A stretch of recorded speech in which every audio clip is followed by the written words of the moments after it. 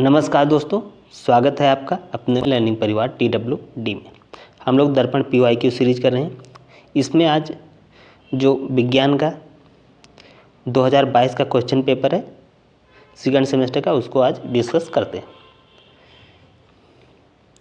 तो आप लोग क्लास को लाइक कर दें, शेयर कर दें और चैनल सब्सक्राइब नहीं किया सब्सक्राइब करके बेल आइकन दबा लें, जिससे आपको रेगुलर क्लासेस मिलती रहे। इसकी PDF आपको टेलीग्राम ग्रुप में मिल जाएगी और इसका लिंक आपको कमेंट बॉक्स में मिल जाएगा। आइए पहला क्वेश्चन देखते हैं।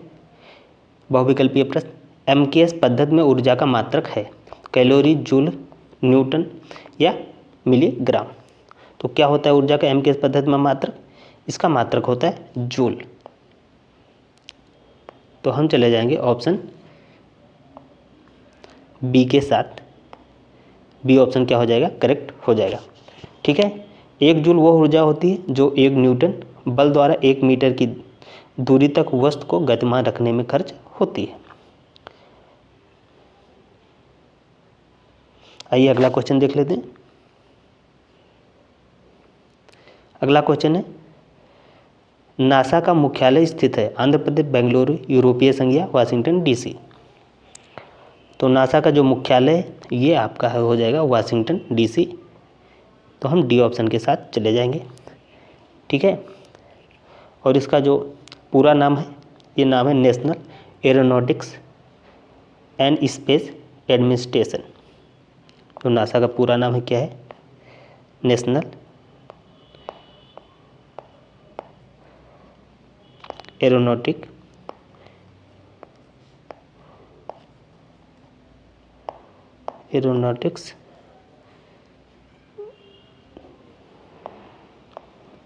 Aeronautics and space administration.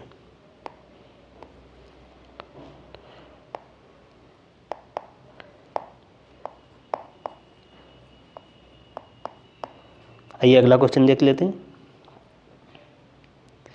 अगला क्वेश्चन है, निष्क्रिय गैस का इलेक्ट्रॉनिक विन्यास है 26, 27, 28 या 282। तो निष्क्रिय गैसों का इलेक्ट्रॉनिक विन्यास क्या हो जाता है? ये होता है आपका 2 और 8। इन्हें नोबल गैसें भी होती कहते हैं, जैसे आपका हो जाएगा हीलियम हो जाएगी। ठीक, हीलियम हो जाएगी,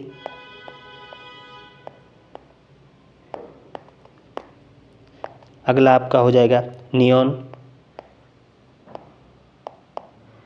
फिर अगली कौन सी हो जाएगी? आर्गन, और फिर क्रिप्टन और जिनॉन और फिर रेडॉन। तो ये सब क्या है? ये सब निष्क्रिय गैसें, नोबल गैसें हैं और इनका क्या होता है? इलेक्ट्रॉनिक विन्यास 2 और 8 होता है। अगला क्वेश्चन देखते हैं। जल में घुलनशील विटामिन है A, D, K और C।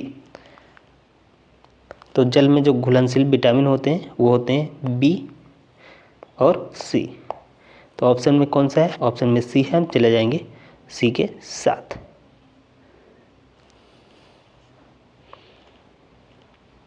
अगला क्वेश्चन देखते हैं। अगला क्वेश्चन है, तंत्रिका कोशिका की विशेषता है ये पुनः निर्मित नहीं होती, इनमें से केंद्रक नहीं होता, इनकी संख्या उम्र के साथ बढ़ती, इनका आकार अनिश्चित होता है। तो कौन सा ऑप्शन करेक्ट हो जाएगा? ये पुनः निर्मित नहीं होती। तो हम चले जाएंगे ए ऑप्शन के साथ। आइए अति लघुत्तरीय प्रश्न देखते हैं। पहला प्रश्न, यांत्रिक ऊर्जा कितने प्रकार की होती है? तो यांत्रिक ऊर्जा 2 प्रकार की होती है। एक होती है स्थितिज ऊर्जा, दूसरा होती है गतिज ऊर्जा। स्थितिज ऊर्जा क्या होती है?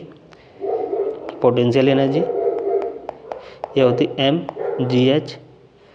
और गतिज ऊर्जा काइनेटिक एनर्जी, ये होती है 12 mv²। ठीक। अगला क्वेश्चन, सौर मंडल के 8 ग्रहों के नाम। पहला हो जाएगा बुध, फिर हो जाएगा आपका जाएगा? बुध, शुक्र, फिर पृथ्वी, फिर मंगल, फिर बृहस्पति, शनि, अरुण, वरुण।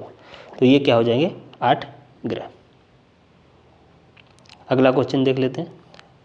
न्यूटन की खोज किस वैज्ञानिक ने की थी? न्यूटन की खोज जेम्स चैडविक ने की थी। ये कब की थी? ये की थी 1932 में। आइए अगला क्वेश्चन देखते हैं। जीवाणुओं से होने वाले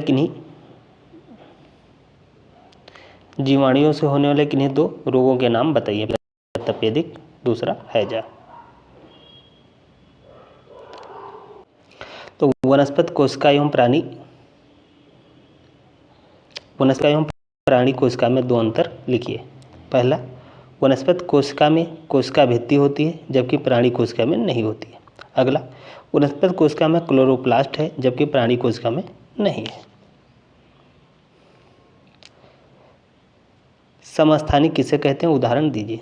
जिन परमाणुओं का परमाणु संख्या समान लेकिन द्रव्यमान संख्या भिन्न होती है उन्हें समस्थानिक आइसोटोप्स कहते हैं, जैसे कार्बन 12 और कार्बन 14। आइए लघु उत्तरीय प्रश्न देखते हैं। ऊर्जा संरक्षण का नियम क्या है? ऊर्जा संरक्षण का नियम यह कहता है कि ऊर्जा ना तो बनाई जा सकती है और ना ही नष्ट की जा सकती, केवल एक रूप से दूसरे रूप में बदला जा सकता है। तो इसे नहीं बनाया जा सकता है और ना ही नष्ट किया जा सकता है। इसे एक फॉर्म से दूसरे फॉर्म में इंटरचेंज किया जा सकता है। ज्वालामुखी क्या है? कितने प्रकार की होती है ज्वालामुखी का मानव जीवन पर प्रभाव? तो ज्वालामुखी क्या होती है? ये पृथ्वी की सतह पर वह स्थान है जहाँ गर्म लावा, गैसें और राख निकलती है। इसके प्रकार कितने होते हैं? 3 प्रकार की होती है। ठीक, 3 टाइप्स की होती हैं। ठीक है, 3 टाइप्स होते हैं इसके।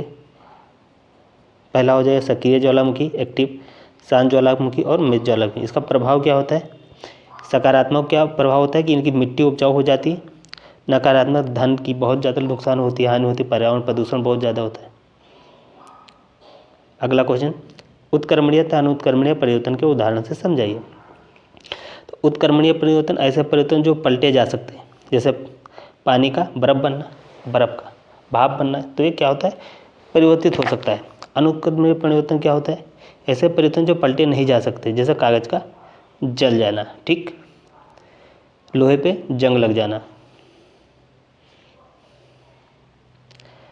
अम्ल वर्षा किन दो ऑक्साइडों के वातावरणीय जल के साथ क्रिया करने से बनती है? अम्ल वर्षा या मछली, मृत और पौधों पर क्या प्रभाव पड़ता है?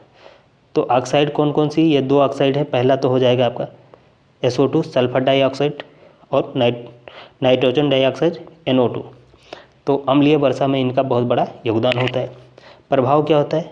एक तो मछलियों के जीवन के लिए जल अम्लीय हो जाता है। जिस तालाब में ये सब गिरती हैं, जिस नदी में या सब जहाँ पे भी ये गिरती हैं, क्या करती है? अम्लीय कर देती हैं। तो उससे पानी पूरा अम्लीय हो जाता है। ठीक, मृदा की उर्वरक कम हो जाती है।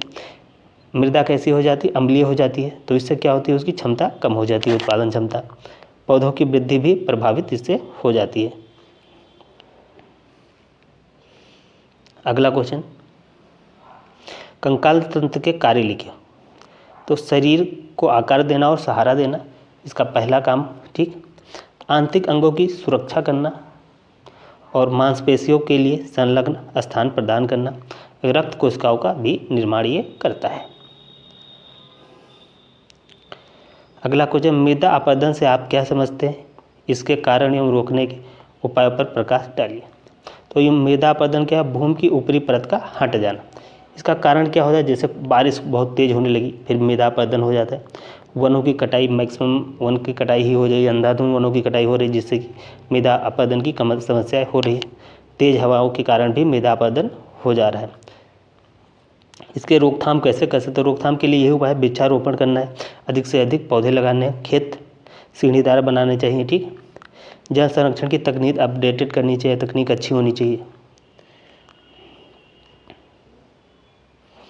तंत्रिका ऊतक का नामांकित चित्र बनाइए तथा इसके कार्यों को लिखिए। तो ये हो गया आपका तंत्रिका ऊतक, ये होगा केंद्रक, ध्रुविका, कोशिका आवरण, कोशिका काय, ठीक है। और इसका कार्य क्या है? संदेशों का संचार करना, मस्तिष्क और शरीर के अन्य अंगों के बीच संचार स्थापित करना। तो ये इसका मेन काम हो जाता है। तो आप लोग कमेंट करके बताइएगा ये क्लास आपको कैसी लगी। क्लास को लाइक कीजिए, शेयर करें, चैनल को सब्सक्राइब कर लीजिए यदि आपने नहीं कर रखा है, बेल आइकन भी दबाएं जिससे आपको रेगुलर क्लास मिलती रहे। PDF के लिए आप लोग टेलीग्राम ग्रुप ज्वाइन कर लीजिए, जिसका लिंक आपको कमेंट बॉक्स में मिल जाएगा। तो इस क्लास में इतना ही। जय हिंद, जय भारत।